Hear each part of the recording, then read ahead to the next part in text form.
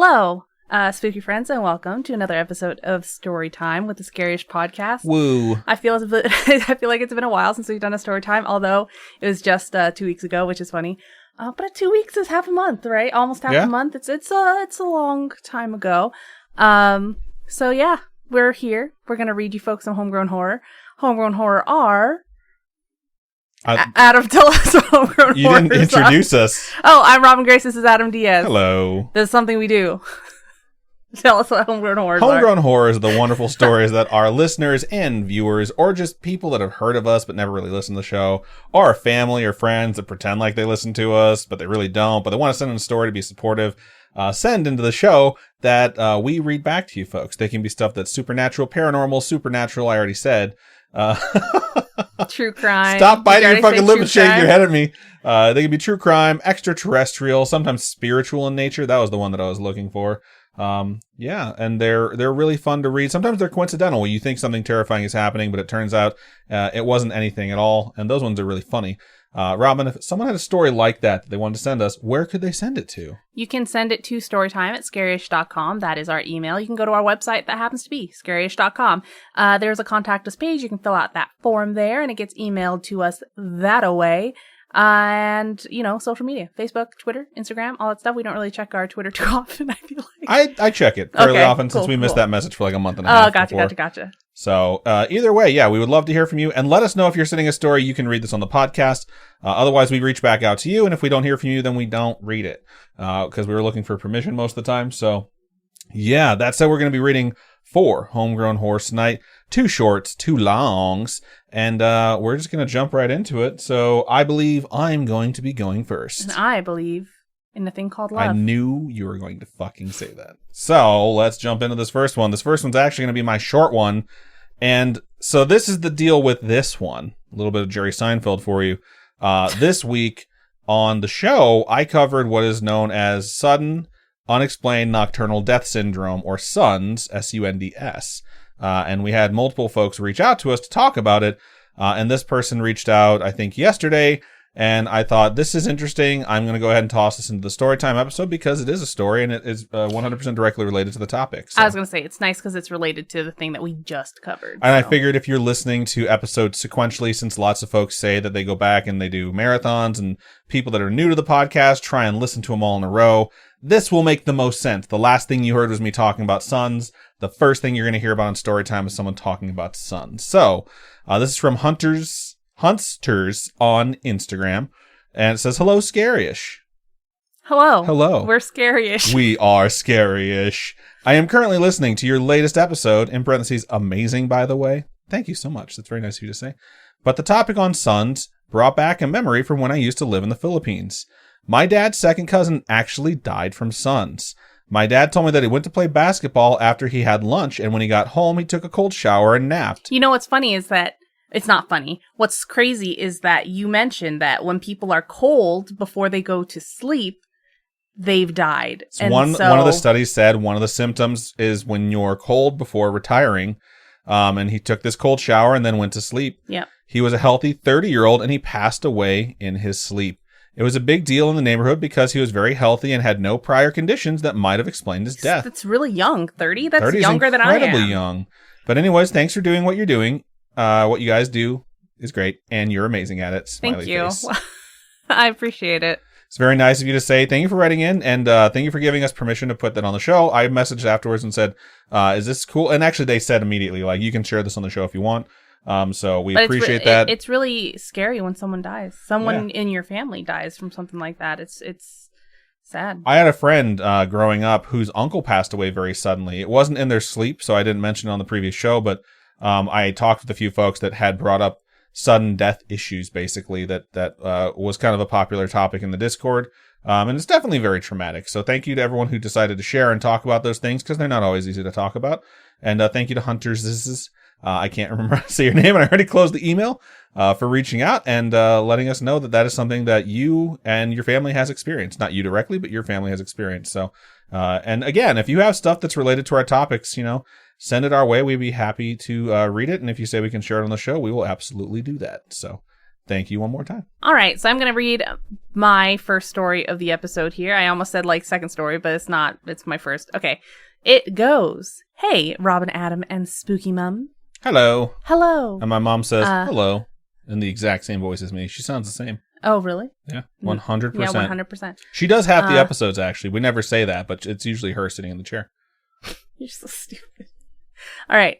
I've been a long-time listener on Spotify and love listening to your laid-back and fun banter regarding spooky and interesting things. Shout out to Spotify. Honestly, it sometimes helps me get through the day at work. Feel free to share this on the podcast. I'd love to hear you guys read it if you think it's worthy. It's worthy. I've been meaning to write a few times and have decided now was a good time since something just happened, like 20 minutes ago. I always love getting emails when they're fresh. You can just hear certified the fear. Fresh. You can hear the fear in the typing. Have you ever gotten that feeling of pure dread? Have you? Yeah. I don't think I have. Well, no.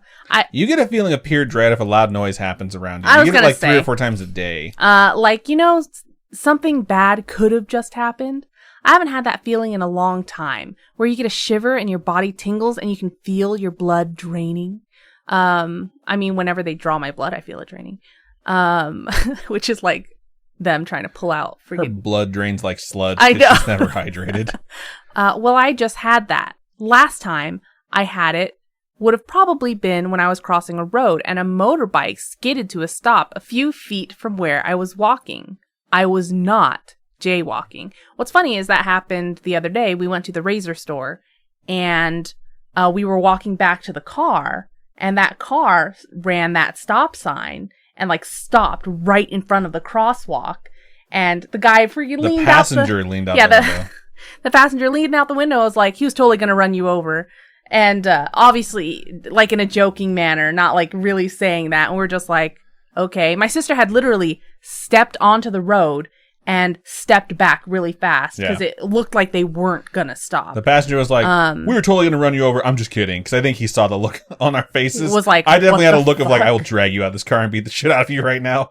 And I think he was really just trying to embarrass the driver. So okay. But yeah, no, like totally know what you're saying about things that like it could have been you splattered across the street. All right. This time, though, it was a lot more ominous. I was walking home from work. The bus stop is around a 10-minute walk from my house. Now that it's almost winter here in Australia. What? Oh, yeah, because they're Southern Hemisphere. It's pretty much entirely dark by 6 p.m. There are street lights in the area, but it's never quite good enough to make me feel comfortable. There is a park pathway as a shortcut around the suburb road, but I avoid that at night because there are no lights and it's pitch black. Definitely stay where the lights are. Never go where it's dark. You don't want to give anybody the upper hand when it comes to protecting yourself. While I was walking down the street, I heard someone come out of their house. They were wearing a black hoodie, the hood up over their head. I thought it was odd because who walks out the door with their hoodie already up? Sometimes I just lounge around and I put my hoodie up and I have my face as deeply hidden into it as I can until Robin yells at me. But when she yells at me, then I talk like the Emperor from Star Wars. Oh, like, God. yes, let the hate flow through you. I assumed they were going to their car. I kept walking, brushing it off. People can use the street too, you know. But instead of going to their car, they walked straight across the road to the side that I was walking on and began walking behind me. Note, there was a pathway on the side that he came from. Immediately, I felt my head spin and looked ahead. I closed the game on my phone and immediately dialed 000. 000 is the emergency number in Australia. I was like, what the fuck is 000? Do you remember the emergency number from IT Crowd? Yeah, I remember. I don't remember the actual. I wish I remembered I remember it. the episode. Yeah. Oh my God. I wish I remembered the number for it because it's like this ridiculously long, stupid number in that. I do think you have to finish that sentence where it says immediately dialed 000. Okay. My thumb hovering over the call button. I wasn't even sure if it would help if I was grabbed. So they didn't actually call it. They didn't just call. They have dialed it in the phone, yeah. getting ready to send. Yeah. Sorry, I got distracted by the next TV. line. Yeah. Okay. I looked back a second time. I could hear him following me by the keys he was carrying. He was still there, still following me. I swear he was looking at me from under his hood. I walked faster, keeping my phone close to me. Then suddenly the sound of the keys stopped. I didn't hear it gradually go further away. It just stopped. I was worried he was trying to get the sneak up on me now, so I glanced back. But there was nothing. It was dark and he was wearing entirely black. I don't know if he just stepped off the path or walked over to the park where it was completely dark, but either way, I didn't stop to find out. I kept walking, keeping my phone at the ready just in case I needed to make that call. I turned the corner and hurried home, making sure I wasn't being followed up to or near my house where they might have seen me enter. Even though it was only about 60 seconds that he was walking behind me, it felt like an hour. Even by all the details I remember, I don't remember it happening so quick. I don't know if he had any ill intention or if he was just some innocent guy that realized how spooked I was or caught a glimpse of my phone and decided to back off. Either way, it was terrifying. Remember, guys, keep your phone handy just in case and be aware of your surroundings when you walk. I usually have earbuds in when I'm walking in the day, never at night for this reason. But I'm home safe and sound, and I'll be hoping to avoid that street or keep a close eye out in case he shows up again. Hopefully, I'll be able to send more spooky stories. I have plenty of supernatural creepy stories that have happened and might even write some up for pasta time. Keep on creeping on.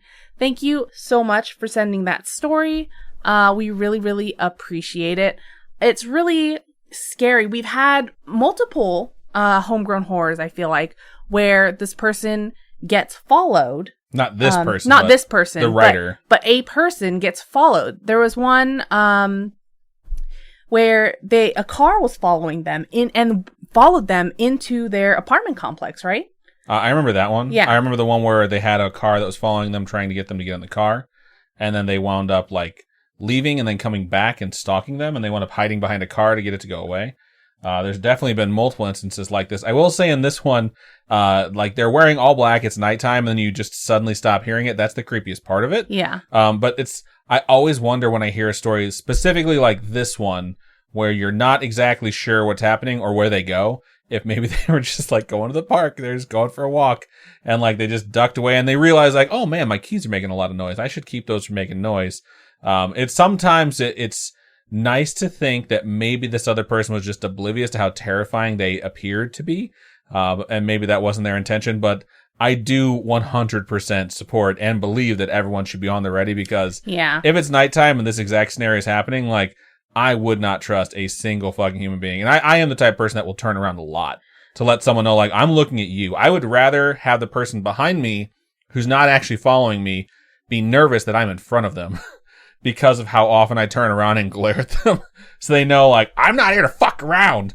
But I totally understand the idea behind, like, get 911 or 000 or whatever your emergency number is up on your phone. And it will help. They can find where you called from.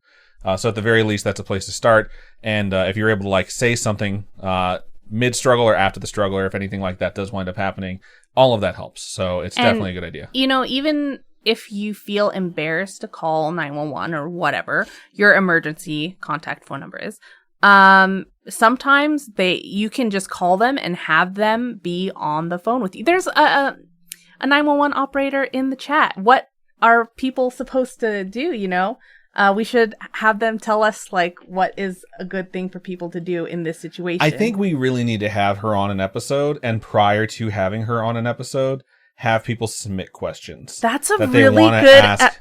That's a really good episode. Ask a dispatcher. Yeah. And then she can tell us some of the crazy stories that have been associated because with not her. everything is like that show 911. Yeah, it's seriously. not. Lots of those people will be fucking fired. Yeah. That's all I'm saying. But yeah, so maybe we'll do that. Maybe we'll do a 911 episode. And we'll bring this one up too. Yeah, so... A 911 episode. Like Angela Bassett's going to be on the show. No. No. Like a dispatcher episode. Dude, if we could get like Jennifer Love Hewitt or Angela Bassett or... I don't think I would literally be able to sit in the same room as Jennifer Love Hewitt. Why? I'd be like, look, here's the deal. Like, you were like one of my first crushes and one of my biggest crushes as a kid. Like, and now you're here and I don't know what to do with my hands. So I'm just going to hold them up awkwardly and then Robin can handle the rest of the episode. And I'll just try and smile and it'll look hideous. You know, I would probably be starstruck if I saw her. I love the cast. Oh man, me too. I love her. I love Chimney. Chimney's probably my favorite in that show. Which plays her. Chimney's adorable. Yeah, I love him. It was House Arrest. That's the movie that did it for me. Because they're all kids and they kidnap their parents to put them through therapy to like repair their marriages or just make them act different. And she's just adorable and hot in that. And like I was a kid at the time, so it was like perfect. She's in Ghost Whisperer. I've never seen Ghost Whisperer. So I think that's the one that I knew her most from. But yeah, anyway, that's not about this episode. We really veered off track. Email. But yeah, thank you so much for sending your email. Definitely anybody, if you feel like someone's following you, I know the girls over at My Favorite Murder are like, fuck politeness, you know? You don't have to be polite for this stranger that you feel like is following you on the street. You don't owe a stranger anything when it comes to their comfort if they're making you feel uncomfortable. Yeah. So yeah, 100% follow the advice given by the ladies over at My Favorite Murder, #fuck politeness. Yeah. So, all right. Thank you so much one more time for sending that in. So before we move into our next story, we are going to take a really quick commercial break. And we're back. Awesome. So I'm going to go ahead and move into our next email of the show. And this one subject is can't share on podcast. Trigger warning, basements. Damn it. I really should have made Robin read this. So disappointed in myself. I saw that in the inbox. And I was like, oh, he's going to make me read this one. I always try and give anything that says basements in the beginning to Robin. But, it's not me. So, this email starts out like this. Howdy, Robin, Adam, and spooky friends. Hello. Howdy. And all the spooky friends, you don't just yell hi or hello right now. You got to say howdy. Yell howdy. And if you have a hat on, you got to be take like that fucking thing off and you whoop it up. And you got to be like rootin' tootin'. You go, yeehaw. All right. And shout out to Spooky Mom. What other cowboy things are... What else do people say? If you're a cowboy thing, it's probably like, oh, I've never made it to the playoffs. Something like that. Burn, what's up? I actually love Dak Prescott. That's fucked up. I'm going to keep going with this email because it's long. It's a football reference for those of you that don't watch football. Keep going. And shout out to Spooky Mom. I'm an editor too, so I feel your pain, my friend. My mom specifically said, so the longest one tonight is wonderfully written. I barely had to do anything. And even though it's long, it reads quick because it's so good. So you did an excellent job editing your work before you sent it. Shout out to you. I started listening on Storytime number 82, and I have been addicted ever since. Once the pandemic hit, I binged older episodes, and you really have to binge it all in order to appreciate just how often Adam does his Bane impression. Hint, it's a lot. That's hilarious. I haven't done it in a while, though. I have a few stories to share, though I'll limit them for now because I do not know the meaning of concise and tend to rabble on for dramatic effect. Story number 1, titled In the Basement. Get to the basement. It wasn't a dark and stormy night. In fact, it was rather nice, late summer evening. My brother's best friend had 2 sisters. The 3 of them frequently came over after school. While the boys roughhoused and the older sister shared whispers with my older sister, I usually got stuck with the younger sister, Emily, even though she was 2 years younger than me. She was okay, I guess. I love getting ratings and reviews of people that were okay, I guess. That's rude.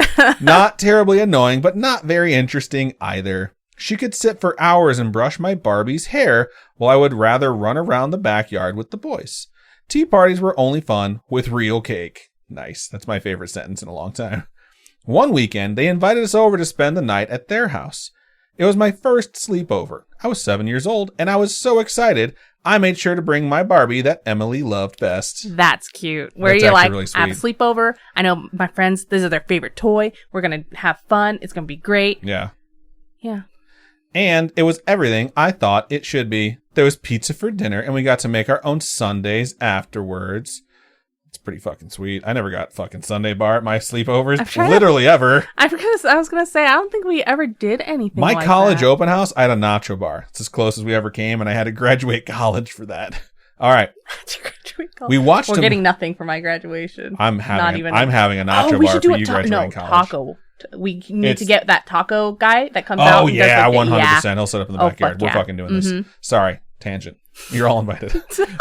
No, you can't. There's not enough space. We watched a movie, in parentheses, that wasn't about a princess, and everyone got to play ping pong on the table in their basement.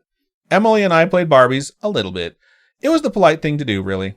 All too soon, it was time for bed. The only room where all of us could fit was the rumpus room down in the basement. Sounds hot. We laid out our sleeping bags and fluffed our pillows.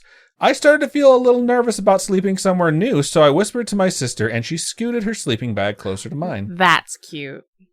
Wedged between her and tiny Emily, I felt a little better. Then, their mom turned off the lights. No, okay, I'm sorry. 7 years old, you should leave a night light on for the kids. Especially if it's in the basement, too. Okay, because basements have noises sometimes. So, A lot of the time, especially if you have like all the heat, the water heater, all that stuff down there. any of it. Yeah. It was dark. The only gleam of hope came from the open basement door and the light spilling down from the kitchen. So the kitchen light was their nightlight. Okay. The boys started a game of making animal noises. Bitches. We were laughing too hard to think of sleeping, hushing only slightly when their mother yelled downstairs for probably the 4th time to keep it quiet. One by one, everyone drifted off to sleep. Except for me. I will say, for me, if I feel uncomfortable in a new space, I can't fall asleep. My stomach will start to hurt because I'm really uncomfortable. So you literally get homesick. Yeah. But it's not even being homesick. It's like, I don't feel right here. Because I, moved in with someone before. We weren't dating or anything. I moved in with someone into this, house. I got you, Dawson. We weren't dating or anything. We were just banging a bunch. No. But I couldn't sleep because it's obviously not where I felt like I was meant to be. I wasn't supposed to be there. I moved out really fast. I didn't live there for very long. I don't think I even slept there for more than 4 nights in total. But it's like I couldn't sleep. And I think a lot of people do get that feeling where it's like they just don't feel like it's right and they can't sleep. I think a lot of kids get homesick the first time they're away from home too. I definitely had a kid go home on me at one of my first sleepovers. Yeah. He was like, I'm homesick. I'm like, you're a little bitch is what you What are. the fuck? Go to sleep. We didn't even tell ghost stories. Dickhead. I'm going to keep going. In the dark and unfamiliar circumstances, all noises were instantly amplified and twisted. More than once, I talked myself down from a panic. Eventually, I fell asleep. I was cold. That was the first thing I noticed when I woke up. There was only stiff carpet under me and I couldn't feel my sleeping bag. It was so very dark. The light from the kitchen was gone. After blinking into the inky black for a moment, I realized that I was by myself. Oh, it's a nightmare. My sister and her sleeping bag were no longer close. Emily and her princess blankets had disappeared into the darkness as well. I could hear them. There were soft snores and movements somewhere, but I couldn't find them. I sat up to see if I could make out forms in another direction and maybe find my sleeping bag. That's when I saw him. A man was across the room. He was very agitated as he paced the floor, hands clasped behind his back, face turned downward. When he turned and paced back the other way, I noticed that he was the only thing I could see. I couldn't see the door to the bathroom that had to be near. I couldn't see the white of the chest freezer. All I could see was this strangely illuminated man that I did not know. That's creepy. There shouldn't be a man here. Emily's mom was single, and there wasn't anyone else at dinner. Whoa, can I just point out? This mom has a bunch of kids Right. staying at her house, and she's a single mom. Kudos. That She shit's gets my MVP great. for this story so far. Yeah. As I watched, he turned again to continue his pacing. I caught a glimpse of his face. He seemed to be talking as his dark slash of a mouth moved, though I couldn't hear anything. But his eyes, they weren't like eyes at all, just like black smudges, as if they had been scratched in with a heavy pencil only to be smeared away. There was no pretending that I was anything but utterly terrified now. I would be too. Fuck. I heard someone nearby move in their sleep and knew immediately that it was my brother. The frame of the bathroom door came into focus closer than it had been before, but the man, he continued his silent pacing, his furious movements making no sound as he turned again. Given my proximity to him and the bathroom, I realized that his path took him directly through the ping pong table. Okay, no. He's a ghost. He's not really there. I might have stopped breathing. There was no other rational explanation. The man I watched was no man at all. It was a ghost. Plain and simple, a ghost. It's a goo. Only a couple of yards away from me in a strange house with everyone else blissfully oblivious as they slept. The ghost continued his eternal pacing and I silently watched his every move, too scared to turn away, too scared to close my eyes long enough to blink. It seemed like hours before I noticed that the ghost faded as other items in the room came into focus. The sun was rising. I finally found the strength to move. I recovered my sleeping bag, still wadded up in its place between my sister and Emily, only a few feet away. Oh, wow. So this wasn't a dream. This, actually happened. Sounded like it. Crawling inside, I zipped it up to the top and buried my head under my pillow. It seemed only moments later that I heard voices and movements as everyone else woke up, ready for more fun before it was time to leave. I was too exhausted to pay much attention. Despite all the other details from that night being clear in my mind, I can't even remember what we had for breakfast or what we did before going home. And I've been irrationally afraid of basements ever since. Decades later, as I stand at the top of the stairs leading down to my very own basement, the tingling shoots along my spine. I hesitate, weighing the need for more tomato sauce against the desire to run away and hide. That's funny. That's a really good, well-written story. I 100% thought it was a dream. I thought it was a dream too, but then the sun came up and you were like, oh, fuck. And the ghost faded as the sun came up. Yeah. That part is super cool. Yeah. That's my favorite part about waking up, or not waking up, but having sleepovers and stuff like that. The ghosts that terrify you. So no! So you're traumatized for the rest of your life. When you wake up with everyone else, and once one person wakes up, everyone kind of wakes up in, like, one at a time, you know? And my friends used to sneak out. What? Used to wake up and go home and not wake me up, not say bye. That's mean. I'd wake up and be like, where the fuck is everyone? That's what I enjoyed about hanging out with the twins, was like, we all would wake up one at a time, they would be awake way before we woke up, because they're responsible adults and I'm a monster. But it was fun. You just wake up and you make plans, like, what are we going to do for breakfast? And you just kind of hang out, and it's, like, relaxing. And I don't know, I love sleepovers and stuff like that. I think they're fun. I agree. All right, I'm going to move into the second story of this email, called Story Number 2, Oh Brother. Where art thou? I hate you. I grew up in a house that had a friendly ghost down in the finished basement. Holy shit, lots of ghosts in basements. Maybe stop going in there. Maybe. I mean, this is a different place with a different ghost in a different basement, but so you should be more specific. Like all basements? Just stop going in basements. Bad idea. All right, the story continues. Oldest, in parentheses, 11 years older than me, the oldest brother's bedroom was down there, and the pantry, and the Atari. So sometimes I'd brave the basement to play pole position, because some things are worth dying for. Wow. I've never played pole position. I play a lot of Forza, never pole position. Is pole position good? I mean, it's on Atari. It can't be that cray-cray. So you're going to ask me a question, then not allow me to answer, and then just answer it for me? Okay, cool. That's good. It continues. While down there, I'd hear things move. Doors close, and even footsteps. The ghost was known as Fred and was fairly harmless, but he still managed to send me scurrying up the stairs repeatedly. All my siblings are grown now, and as families tend to do, we rehash the stories of our youth. Hey, Mom, remember how you grounded my sister for breaking the window? Yeah, that was actually me. I was trying to kill a spider. Revealing details from many escapades up onto the roof of our 2-story house that our parents never knew about. Wow. Lots of fun. And we would talk about Fred. During one particularly long session on our family ghost, my oldest brother couldn't hold back any longer. It was me. All of it. Oh, fuck. There never was a Fred. No ghost. I moved stuff. I walked around. I made those noises so you little brats would stay out of my room. That is fucking genius older brother move right there. Oh, man. That's rude. Since Robin's just all about the tangents this episode, I'm busting in for one. So the most big dick power energy move I've ever seen came from a director at a call center, because we had a team that we used to do Taco Tuesdays for, right? It was like 11 people. And one person was really good at organizing stuff. So I was like, you can do Taco Tuesdays. Just get a spreadsheet together. We'll put in the order, and then, you can run and grab the stuff, stay on the clock since you're grabbing lunch for everyone. And everyone was cool with it. And it got super popular. And the next thing you knew, our 11 team Taco Tuesday became like the adjacent team. So it's like 22 people. And eventually it became hundreds. It was like almost all 300 people were getting the spreadsheet to sign up for Taco Tuesday. It was fucking ridiculous. Every Tuesday. And then our director came in. We'll call her Sean. And she was like, get me some tacos. Oh, I know she did this on purpose. She's never told me that she did, but I know she did on purpose. She also got tacos with us. We're all eating them, like fucking 4 people have to carry in all these catering trays. And then after about 10 minutes, Sean is like, man, there's a bug in mine. And I was like, what? She's like, yeah. And she fucking spits out her food. She throws it in the trash. Everyone refuses to eat their food, and no one wanted tacos for Taco Tuesday anymore. She killed it just by participating in it.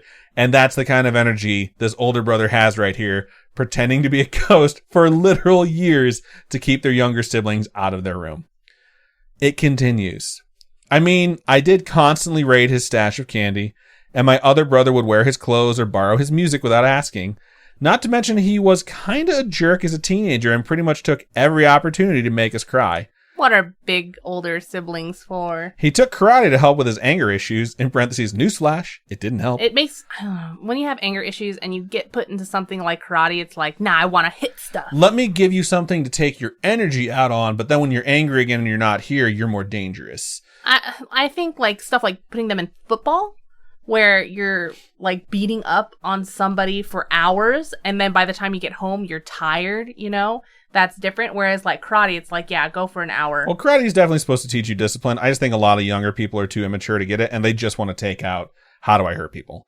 The email continues. My mom was finishing her degree, so he'd be left in charge of us after school. He'd have all 4 of us younger kids attack him so he could take us down with his moves. Yeah, that sucked. You could take it either way, though. Like, I mean, if you're one of the younger siblings who's just constantly running at them, you know, and your brother's just like, ha, you know what I mean? My brother, everything he learned when it came to MMA or boxing, he wanted to show me, and by that, he just beat the shit out of me. He made it painful? Okay. Yeah, until I learned how to defend myself, and then we just fought all the time. The email continues. So yes, my brother, the biggest jerk ever, proved that he'd stooped to causing childhood trauma to keep us out of his room. And just to be clear, this jerk face was not at the house with the sleepover, which means he wasn't the ghost at that house.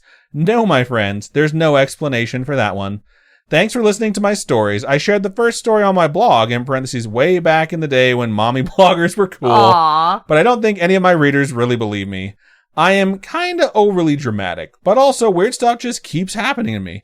I have many other stories, like the time I toured the Queen Mary, and even a true crime moment. I think the Queen Mary is actually haunted. Are they scuttling it?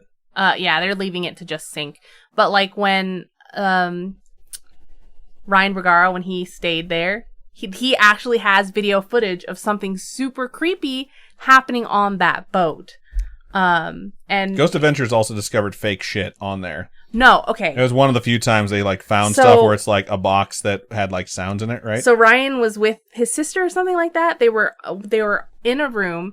It was the morning. They were brushing their teeth. They had a Ziploc bag, like one of those thinner sandwich bags that they put their toiletries in, right? I remember seeing on this, the counter. You saw it? You showed it to me 6 times. But the bag crunches without anything it's touching it. It's like someone puts their hand on it and pushes it down. Yeah. You're shaking the shit out of these I'm cameras sorry, out. but I'm really passionate about this. I think it's really haunted. Robin thinks the Queen Mary is haunted. I'm going to continue on. Come on. And even a true crime moment. But since it took me over a year to write these stories down, love you guys, love the podcast, love the community you've created. We didn't create it, just built up around this. Yeah, we're very thankful for the freaking amazing community that we have. I don't know, you guys are awesome. I recently lost my previous Omen baby, Aww. and someone in the Discord server made me a sweet tribute for her. I don't know if they want to be named, so I'll withhold here, but it was a balm for my bruised heart. That's really precious. Next time I come to Vegas, I'd love to take you to dinner and pretend that we really are friends like I consider you to be. Stay spooky. Jessica. Thank you so much for sending that, Jessica. Thank you so much. We've gone to lunch and dinner with a couple spooky friends in the past. We've hung out with a few at Disneyland. So thank you, though, so much for sending it out, and definitely reach out to us Yes. if you're going to be in the Vegas area. So, awesome. All right, so I'm going to read the final email of this episode. All right, then. It begins. Hello, friends. Hello. Hello, we're all friends. It took me about a year and a half to finally submit my story. Don't judge me, Adam. No judgment. Thank you for sending it in. He says that, but he judges everyone. Final. This happened sometime in July around my birthday. I only remember because my sister's boyfriend at the time gave me one of his action figures as a quote-unquote gift. When you say action figure, is it like... It means it has adjustable joints and it can probably hold an item. Yeah, it has to have adjustable joints for it to be an action figure, I believe right? so. Okay. And if it has a Kung Fu grip, that means it's a G.I. Joe. Other things have a Kung Fu grip, right? I do. Yeah! Ow! Keep reading. Let go, your hand's hot. Yes, it is. I had put it on top of my desk standing up and had the ceiling fan going for the next couple of nights. A couple nights later, I randomly woke up in the middle of the night. My room was pitch black, but at the end of my bed, I saw 2 figures. Interesting. Although they looked like ovular orbs of energy, red, yellow, green, etc., I looked around the room to see if my eyes were just seeing random pieces of colors as they often do in the dark. When I didn't see anything else and sat up in my bed to take a closer look, squinting as I have terrible vision without my glasses, I sat up and the action figure fell off the desk. That's fucking creepy. As I explained earlier, I had my ceiling fan going for a couple nights after I had placed it there. I hurriedly turned on my lamp next to my bed and put on my glasses. I picked up the action figure and placed it on the dresser next to my bed. I turned the light off and the figures were gone. I was somehow not afraid, but always believed in the supernatural, so I thought this was pretty cool. Somehow not afraid? You get right the fuck out of there, dog. No, okay. So sometimes you have spirits, entities, things like that, right? That hang out around you, but because they're not, I was going to say maleficent, they're not malevolent, right? Since they're not maleficent. because they're So this person woke up and saw Angelina Jolie in their room playing with their action figures. Yo, if I woke up and Angelina Jolie was in my room, I was like, you get in my bed right now. I'd be like, Angelina, shut the fuck up. I'm trying to sleep. I don't like being woken up. I don't care how hot or talented she is. Rude. She probably punched me in the face.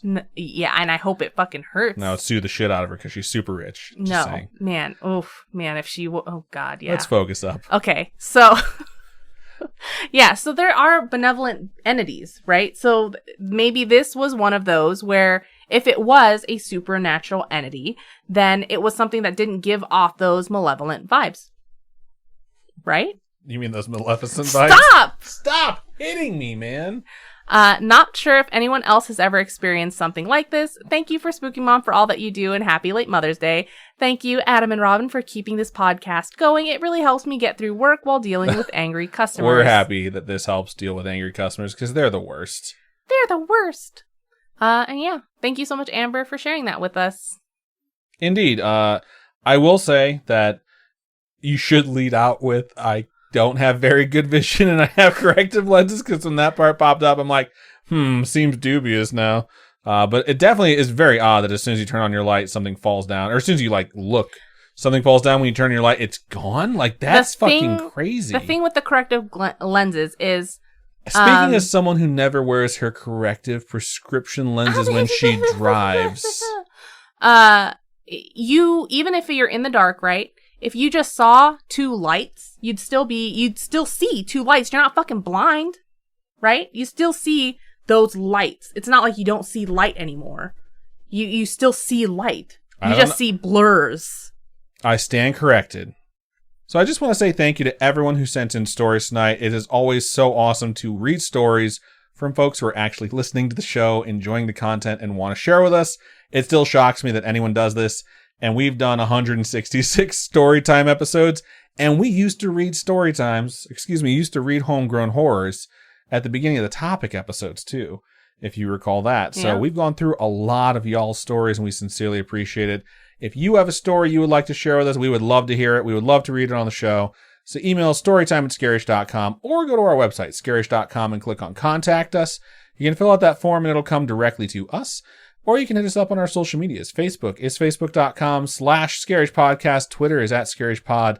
And Instagram is @scarishpodcast. We hope to hear from you so that we can read your story and give you credit for some spooky stuff, because we got some really good ones tonight, and we really appreciate it. Robin, for folks who would like to donate to us, how can they do so? You can go to patreon.com/scarishpodcast. Tiers start at $1. At $1, you get ad-free episodes. You can't really go wrong there. Ad-free is the way to be.